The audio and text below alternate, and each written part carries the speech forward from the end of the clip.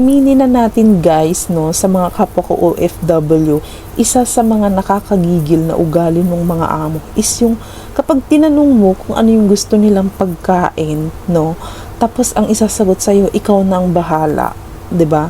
So expect mo na kung ano yung i-represent mo or yung iluluto mo for them is magugustuhan nila kasi sabi nila ikaw nang bahala. So ikaw naman bilang kunyang todo effort ka, nag-search ka pa sa YouTube kung ano yung mga masasarap na pagkain para sa kanila, and then pagdating ng dinner time hindi pala nila kakainin, o dili kaya lalaitin pa nila, o dili naman kaya questionin pa nila kung bakit ba yun ang niluto mo, or sasabihin pa nila sa'yo na ang mahal-mahal naman ng ingredients ng napili mong food, o kaya sabihin nila sa susunod wag ka nang magluluto ng ganito.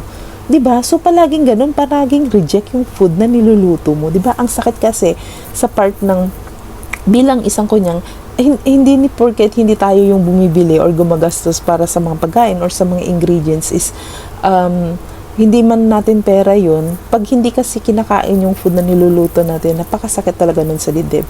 Pero me naman, sa awa ng Diyos, yung mga amo ko, luya lang at saka bawang ang natitira lagi sa mga ulam ng niluluto ko. Kasi sanay na ako sa mga amo ko at paulit-ulit lang yung mga nire-request nilang food, at yung amo kong babae ang nagde-decide kung ano yung iluluto ko para sa kanila, para sa dinner nila. Kasi basta sila nagre-request ng pagkain na gusto nila, hindi ako yung nagde-decide. So ganon, may mga amo talaga dito sa Hong Kong na sadyang pasaway, dagdag isipin mo pa yun, hindi madali kayang mag-isip ng kung anong lulutuin, di ba? So dagdag isipin mo pa yun, dagdag stress mo pa yun, imbis na mabawasan yung trabaho mo, dadagdagan pa talaga nila. Maano bang sabihin na nila kung ano yung gusto nila, 'di ba? Para maging maalwan para sa iyo bilang isang katulong, and para din sa kanila, para walang natatapon, 'di ba? Walang nasasayang, 'di ba? Apakakupal na mga ganung klase ng amo. So ramdam ko yan kasi, alam nyo kanina kasi, meron akong nakasabayan sa Park and Shop, as in kamot talaga siya ng ulo niya. Sa may grocery, wala kasing masyadong vegetables din sa grocery, no? So, parang may 5 klase lang. And then ako kasi, nung pagdating ko doon sa may vegetable stand, is, andun na siya, hirap na hirap siyang mamili. Halata naman sa mga niya na hirap siyang mamili between sa 5 na klase ng gulay.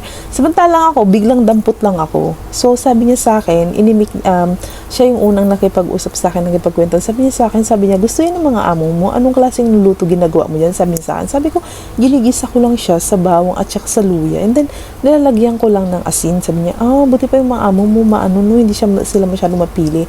Sabi ko, mapili din naman, pero ganyan talaga yung nakasanayan na nilang luto ng gulay. Ayaw nila yung masyadong kung ano-ano, sabi ko. Tapos sabi ko, bakit? Ano bang meron? Bakit yung amo mo ba? Sabi niya. Sabi ko, yun, napakahirap daw ilutuan yung mga amo niya.